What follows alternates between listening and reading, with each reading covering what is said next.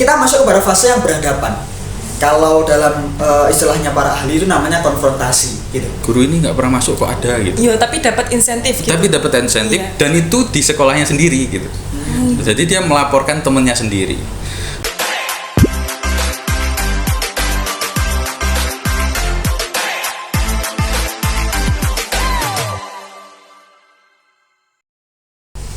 Assalamualaikum warahmatullahi wabarakatuh. Halo teman-teman semua. Di sini bersama saya Salma Kofiana di Tiba-Tiba Podcast Merdeka Belajar Kampus Merdeka Dinas Pendidikan Kota Kediri. Nah, kali ini saya nggak sendiri nih teman-teman. Di samping kanan dan samping kiri saya telah ada teman-teman saya seperjuangan. Di kanan saya ada Mas Rawi Bagus. Halo Mas Rawi. Halo. Gimana kabarnya? Alhamdulillah sehat. Alhamdulillah. Ini namanya Mas Rawi ya teman-teman. Terus kemudian di samping kiri saya ada Mas Muhammad Nasrullah. Halo. Halo, gimana Mas Nasrullah kabarnya? Alhamdulillah baik. Ya, ini di samping kiri saya Mas Nasrullah. Nah, untuk podcast kali ini kita akan membahas tentang proses terjadinya konflik. Nah, sebenarnya kita ini sama-sama sedang menjalankan magang MBKM di Dinas Pendidikan Kota Kediri. Tentunya selama kita magang kurang lebih 3 bulan ini, kita telah bisa menganalisis atau melihat konflik-konflik apa nih yang pernah terjadi di diri kita sendiri, atau mungkin terjadi di orang lain di Dinas Pendidikan Kota Kediri ini. Nah, saya ingin tanya sama Mas Rawi. Menurut Mas Rawi nih, apakah ada tahap-tahap dalam menyelesaikan konflik? Kalau misalkan tahap-tahapan itu ada, apakah tahap-tahapan itu penting dilaksanakan sesuai dengan prosedurnya itu? Gitu Mas Rawi. Oke, baik. Jadi mungkin seperti ini ya, terkait pelaksanaan konflik atau proses terjadinya konflik lebih tepatnya ya. Ini memang memiliki beberapa tahap, karena serta-merta terjadinya konflik ini tidak hanya dalam satu siklus penyelesaian saja. Jadi bagaimana kemudian situasi itu normal terjadi, kemudian pastinya seperti apa. Nah, setidaknya ini ada 5 proses. Tapi beberapa kemudian ahli-ahli memaknai berbeda. Tapi secara ideal ada 5 proses. Yang pertama ini adalah prakonflik ya. Di dalam prakonflik ini kan kita tahu bahwasanya kehidupan ini memang normal-normal saja. Ibarat kita ini di instansi, kita adalah seorang pegawai atau mahasiswa magang ini kita melaksanakan satu fase yang normal. Nah, di fase pra ini ada pergantian. Mulailah timbullah satu pemantik yang kemudian bisa katakan awal mula satu konflik. Nah, setelah timbul satu masalah, entah dari satu pihak atau pihak yang lain, ini kita masuk kepada fase yang berhadapan.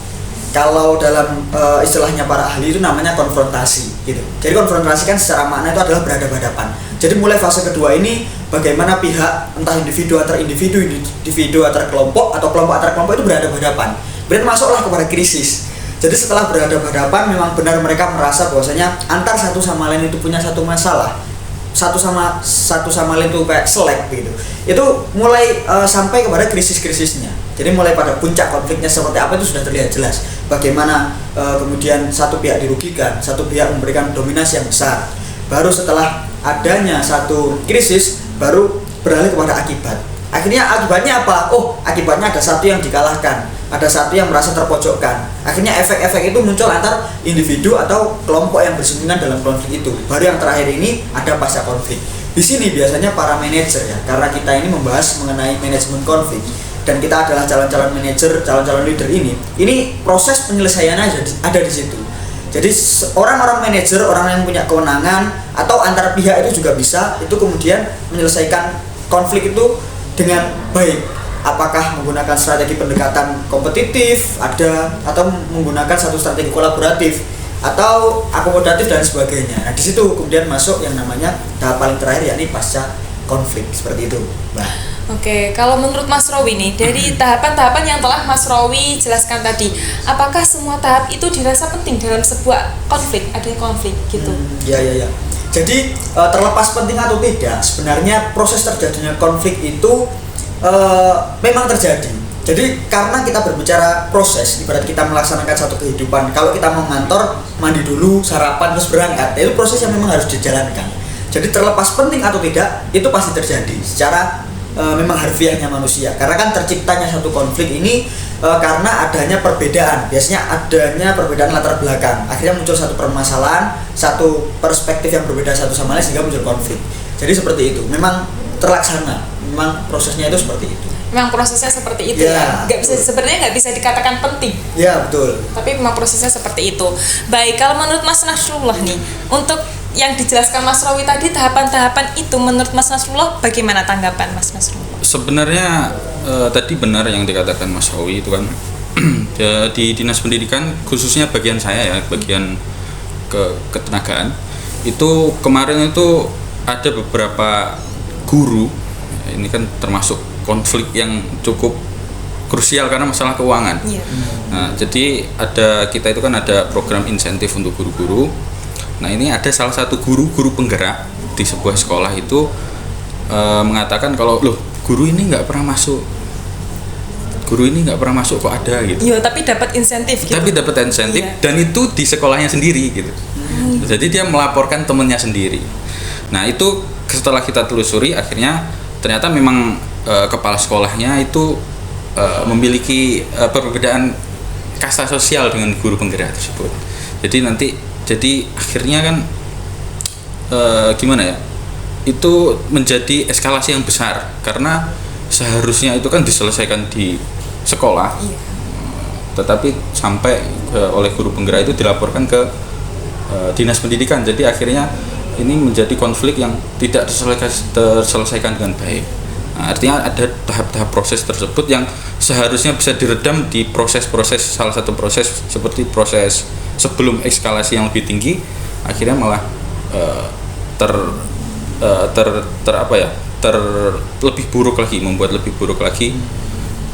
Kemudian dilaporkan sampai ke Dinas Pendidikan dan Pak Kabid pun akhirnya kan juga terang-terangan akhirnya ya udah ini dicoret saja.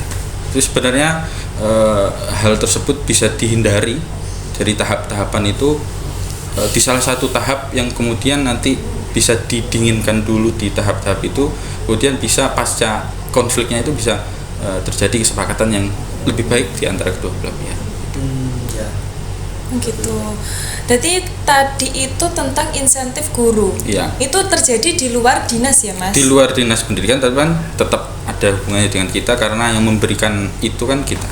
Berarti dari dinas kan sebenarnya dinas itu merupakan orang luar. Maksudnya bukan orang yang terlibat dalam Iya, konflik betul. itu sebenarnya, Betul. tapi ikut menganalisis, maksudnya ikut terlibat dalam itu. Iya, akhirnya ikut terlibat dalam itu karena eskalasinya yang meluas gitu.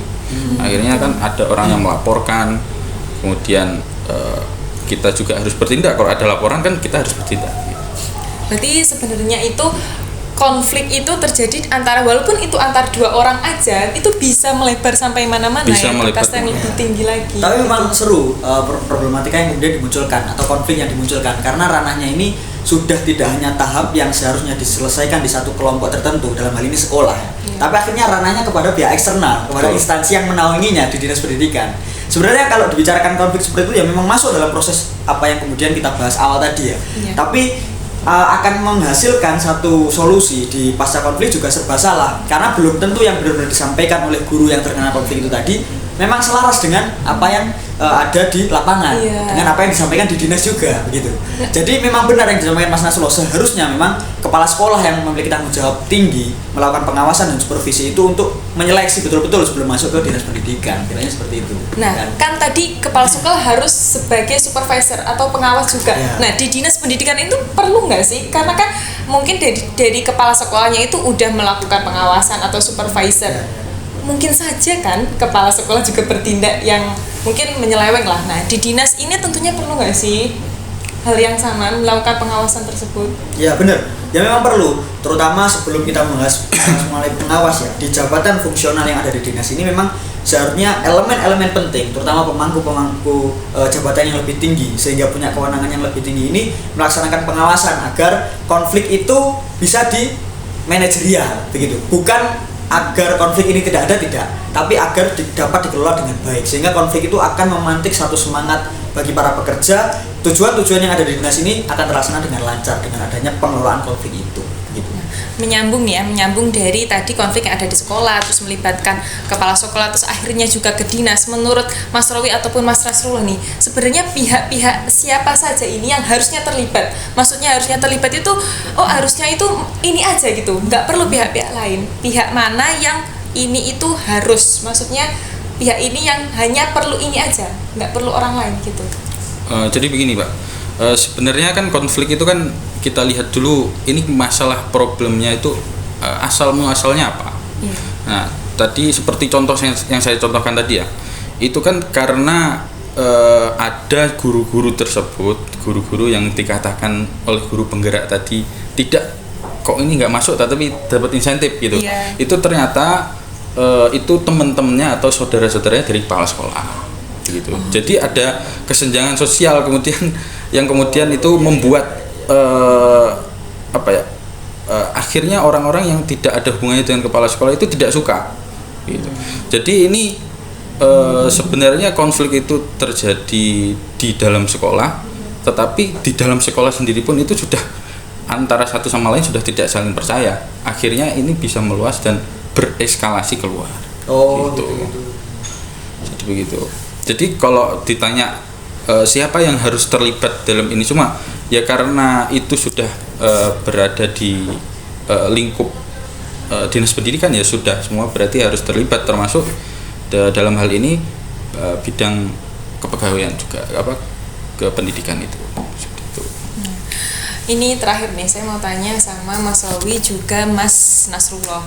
Menurut kalian konflik itu penting nggak untuk selama kita mungkin bekerja di sini ya, maksudnya magang di sini, konflik itu penting atau enggak? Mungkin kalian bisa melihat dari diri kalian sendiri ataupun dari orang-orang di sekitar kalian. Menurut kalian konflik itu penting atau tidak? Kalau menurut saya pribadi ya, konflik itu penting adanya. Maka dari itu ada istilah yang namanya konflik manajemen ya. Jadi adanya satu konflik itu justru akan menjadikan suatu dorongan untuk pegawai-pegawai agar melaksanakan tugasnya juga sebaik mungkin.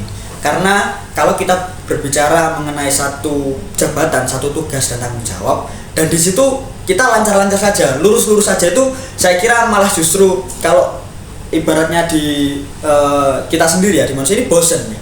Kita pasti magang 3 bulan itu kalau cuma gitu-gitu saja kan bosen gitu ya.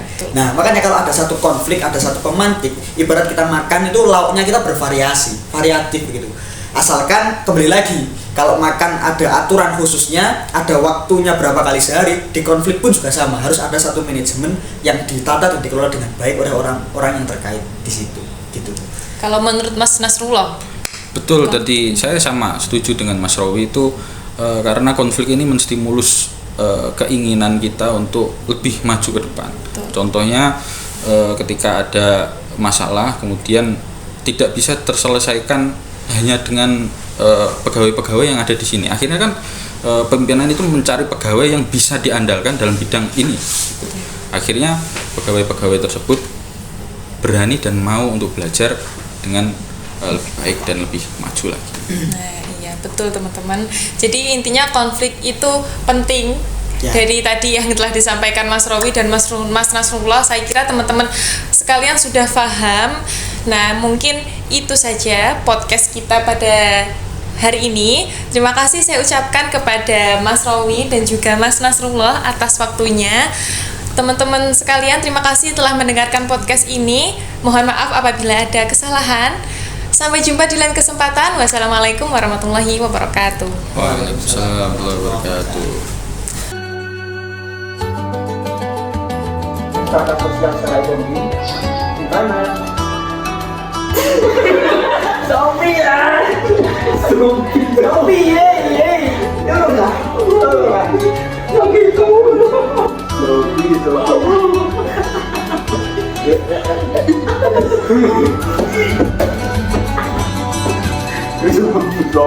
zombie.